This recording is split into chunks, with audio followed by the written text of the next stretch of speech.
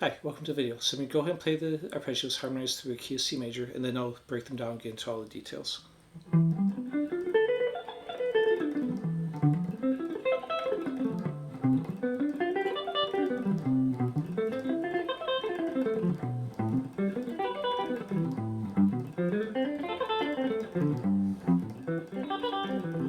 Okay, so basically the concept of this video is taking some simple shapes, just seventh shapes, and combining them together to create larger extended arpeggios.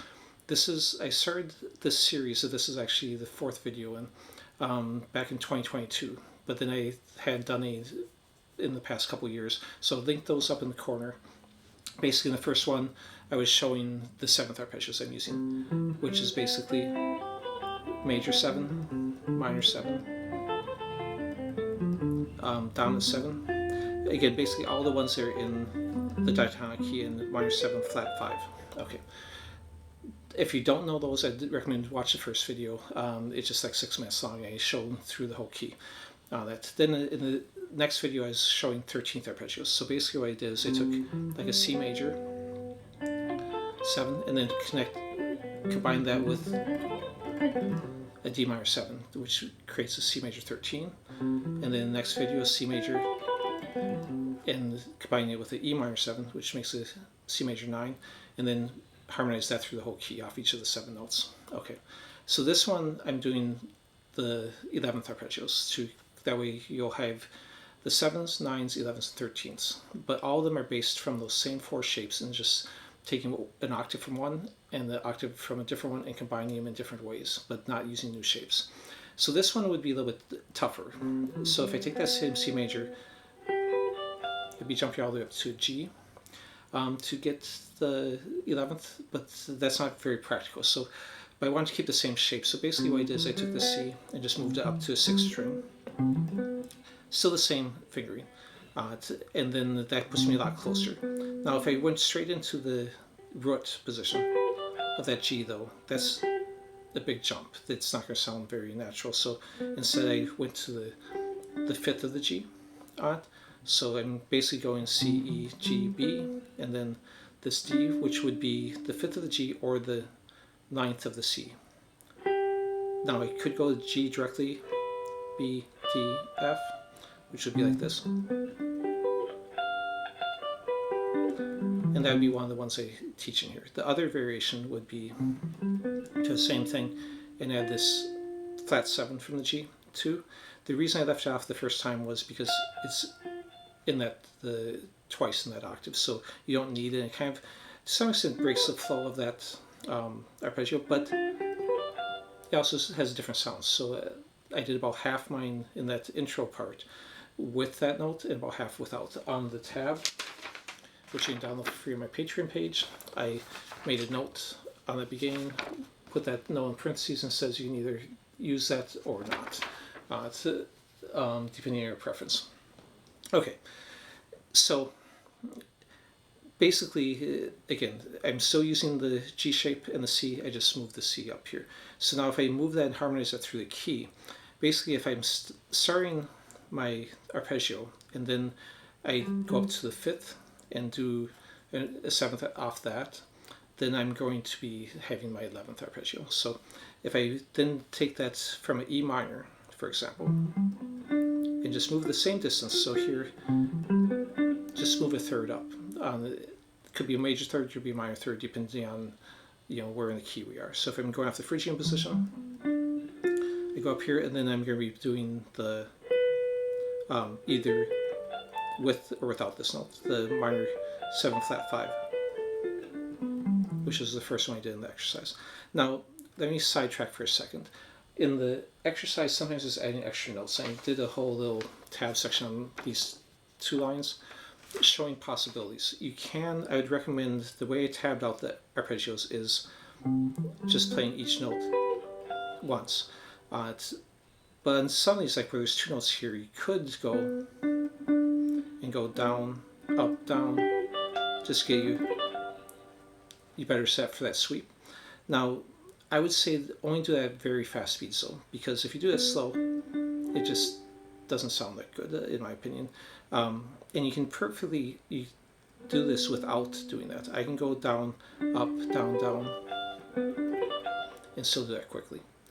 But I think it flows a little bit better in extra notes, so sometimes I'll add that.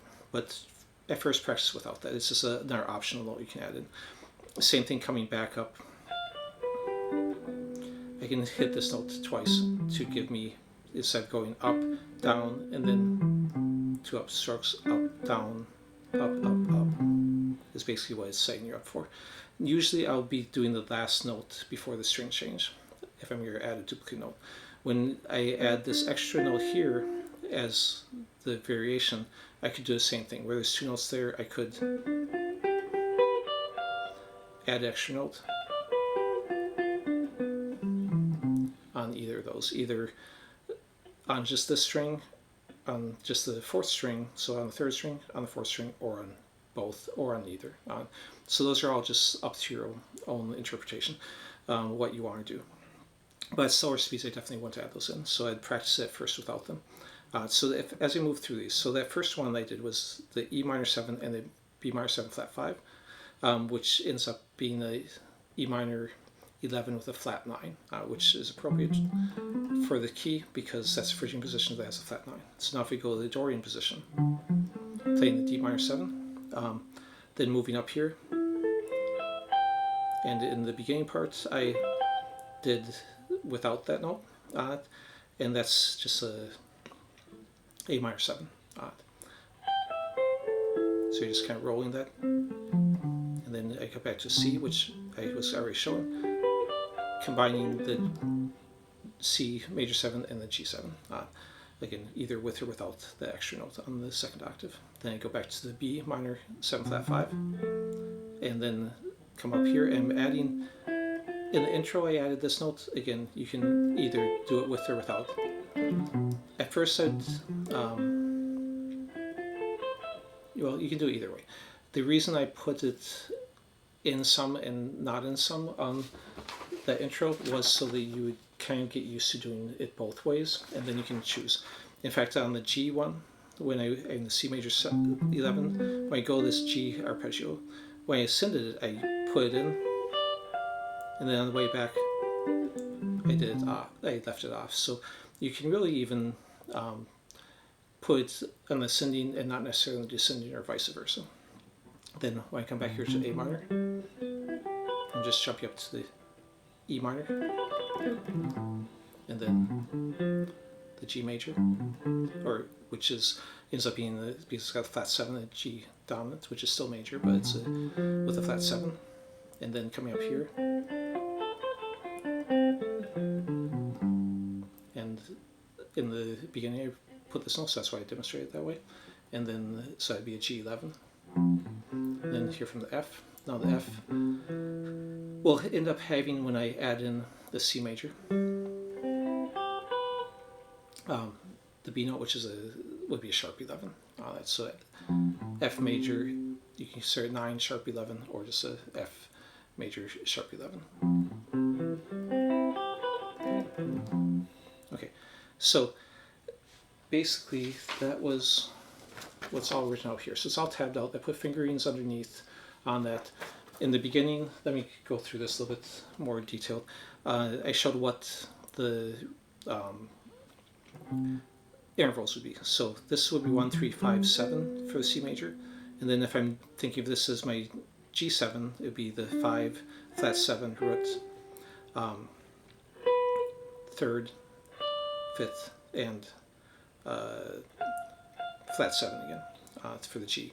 If you're thinking all as a C major, though, it'd be 1, 3, 5, 7, and then this would be your 9, this would be 11, the G is the 5, B is the 7 for the C, D is the 9, and the F would be the 11. So you can think of it as either way.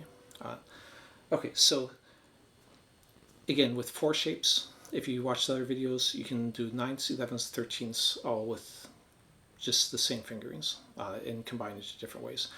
So think about that when you're doing other ones. You don't have to memorize complex shapes necessarily. find different ways to combine the shapes you know to create different things. You can also create altered arpeggios, all kinds of different things just by mixing and matching them. And I've done other videos with the bitonal arpeggios, which is basically, rather than thinking of it all as one, think of it as two separate arpeggios and combining them, even when you're going outside keys. Okay, so thanks for watching. Please like, subscribe, comment, any of this stuff so it gets more views, and I'll see you next time. Thanks.